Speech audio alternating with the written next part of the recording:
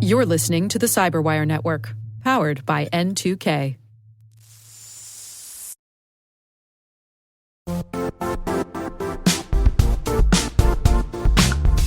Now, a word from our sponsor, the Johns Hopkins University Information Security Institute, currently seeking qualified applicants for its innovative Master of Science in Security Informatics degree program.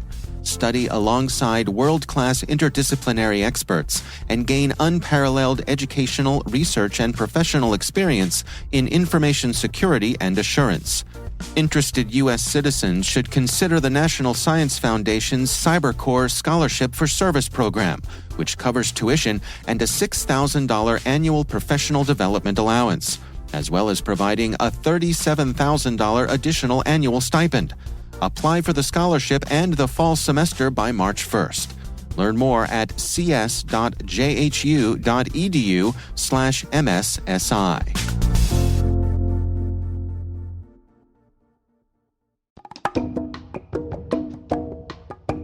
Hello, my name is Grace Cassy, and I am an early-stage investor in cybersecurity companies.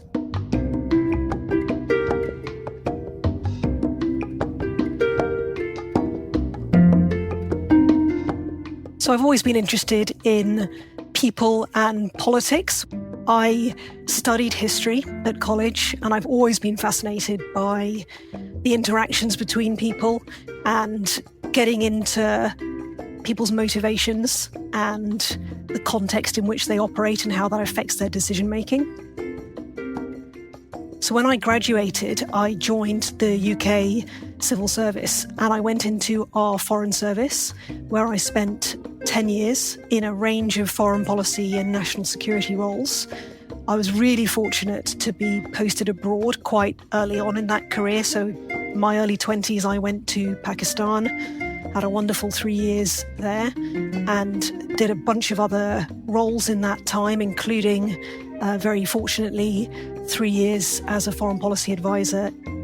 So I had a huge range of subjects there which I was able to get involved in, everything from our policy towards Afghanistan, to India, to China, to migration, to counter-proliferation, and a real fantastic mix of subjects that I was able to immerse myself in.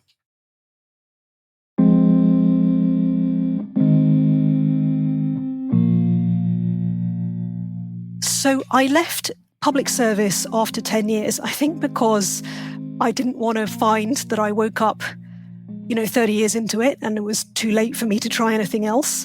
I'd always had an interest in science and technology, and I thought that I would step out and try to get into the technology world and, really have a chance to work with builders. Being a policy person is great, but in some ways you're quite distanced from the people who are actually building stuff in the world. So I wanted to get closer to that. And I started out working with and advising growth stage technology companies across a whole range of subjects. So I worked with healthcare companies, energy tech, novel proteins, fintech, and that was fantastic. Worked with some wonderful, wonderful companies. But in terms of how I got into cybersecurity, it was a bit more of a roundabout journey, actually.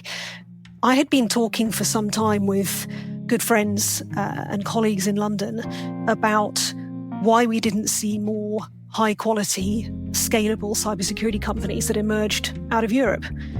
We felt that we had all the right ingredients here in terms of the talent, the problem set, the customers, and yet we didn't typically grow the number of high-quality companies in security that we saw, for example, coming out of the US and Israel.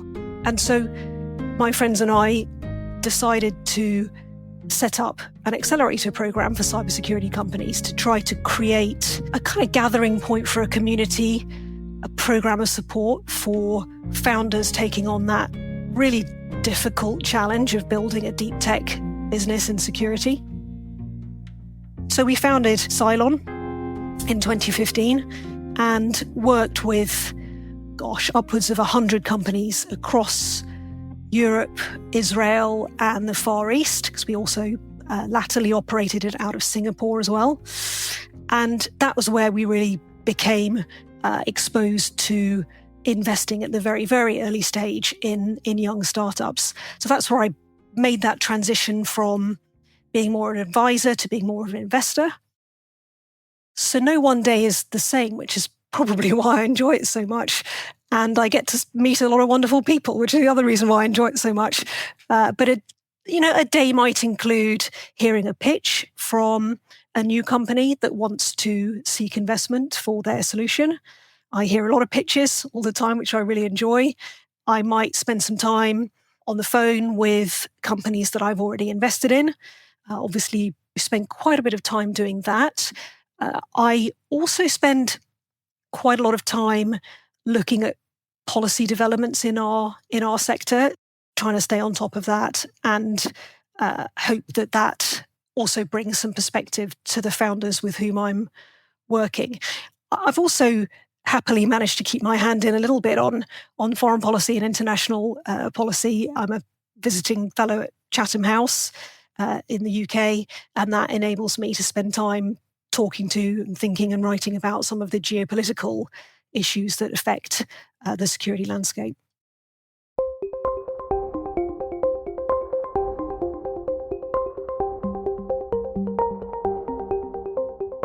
I would really encourage anyone with an interest in cybersecurity to consider a career in our space.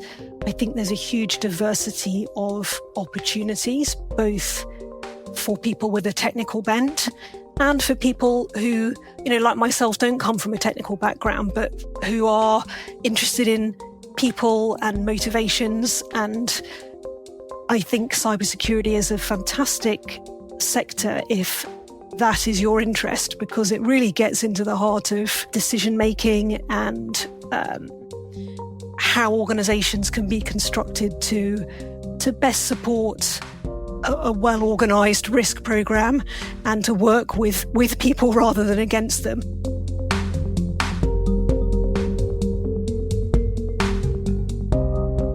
I think it's a question of resilience. And I think that can be developed as a personal skill set. I've been lucky in some ways to have worked in some quite challenging environments.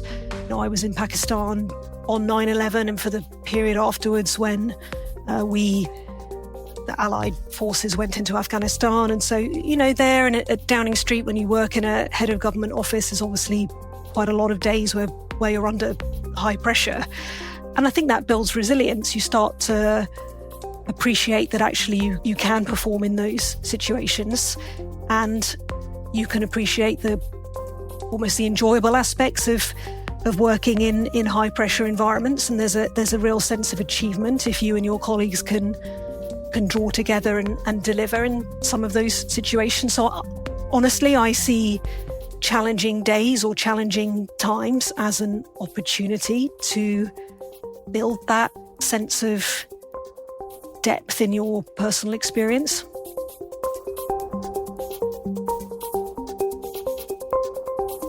I would like to be remembered as someone who tried to have some impact. I think there's a lot of talking that goes on in the world, and goodness knows I've done a fair amount of that myself. But I think if I could be seen as someone who really tried to make a difference for the companies in which I invested, or for companies that I advised, or for the industry as a whole, that would be very pleasing, because I think probably don't need too many more words, but we definitely need a bit more action, including on things like gender diversity, right? So I would really encourage anyone who is interested in people and has life experience to offer, which we all do, to give this industry a go, because we need different voices, and your voice would be very welcome.